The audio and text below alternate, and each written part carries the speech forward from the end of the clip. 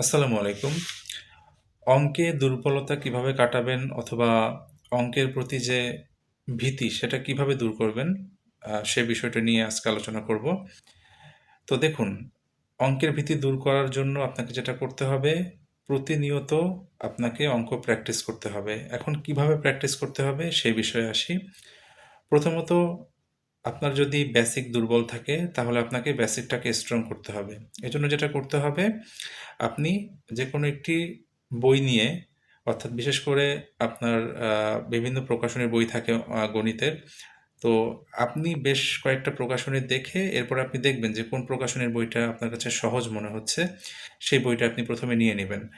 এরপরে হচ্ছে যে চ্যাপ্টারটা করবেন সেই চ্যাপ্টারটার যে প্রথমে যে সূত্রগুলো আছে সেই সূত্রগুলো আগে আপনি মুখস্থ করে ফেলবেন এবং অবশ্যই সেটা খাতায় লিখে লিখে প্র্যাকটিস করবেন এবং সেই সূত্র অনুযায়ী যে বিগত সালের যে প্রশ্নগুলো বারবার এসেছে সেগুলো প্র্যাকটিস করবেন।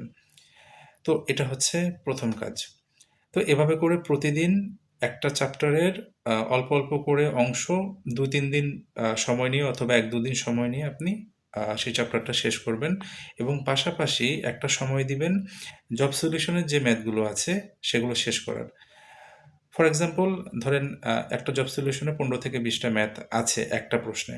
তো সেক্ষেত্রে আপনি যদি একদিনে যদি সেই ১৫-২০টা প্রশ্ন সলভ করেন তাহলে দেখবেন যে সেই ১৫-২০টা প্রশ্ন কিন্তু অর্থাৎ অঙ্কের প্রশ্ন যেগুলো আছে সেই ১৫-২০টা কিন্তু বিভিন্ন চ্যাপ্টারের মানে অঙ্কগুলো।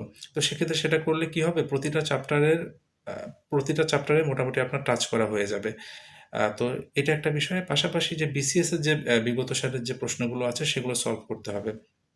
এবং চ্যাপ্টার ওয়াইজ যখন আপনি ম্যাথ করতে যাবেন তখন অবশ্যই যেটা মনে হচ্ছে যে আপনার কাছে একটু কঠিন মনে হচ্ছে অথবা গুরুত্বপূর্ণ, তো সেটা একটু মার্ক করে রাখতে হবে। যাতে করে বারবার আপনি যখন সেই চ্যাপ্টারটা রিভিশন দেন সেটার প্রতি একটা আলাদা ফোকাস দিতে পারেন এবং অবশ্যই আপনি অঙ্কগুলো হচ্ছে প্র্যাকটিস করে করে আপনাকে আ আ প্র্যাকটিস করার মধ্যেই থাকতে হবে। অঙ্ক জাস্ট দেখে আপনি চলে গেলেন বিষয়টা কিন্তু ওরকম না। মনে হবে যে আপনি দেখে আ আপনি পারবেন কিন্তু পরীক্ষার হলে গিয়ে দেখা গিয়েছে একটা সময় গিয়ে আপনি করতে, করতে গিয়ে একটা জায়গায় আপনি ভুল করে ফেলবেন। এজন্য সবচেয়ে গুরুত্বপূর্ণ হচ্ছে অঙ্ক করে, করে প্র্যাকটিস করা। তো এভাবে করে আপনাকে মোটামুটি প্রতিদিন আপনাকে অঙ্ক কিন্তু প্র্যাকটিসের মধ্যে রাখতে হবে। এভাবে কিন্তু আপনার অঙ্কের যে ভীতিটা সেটা কিন্তু একটা পর্যায়ে চলে যাবে।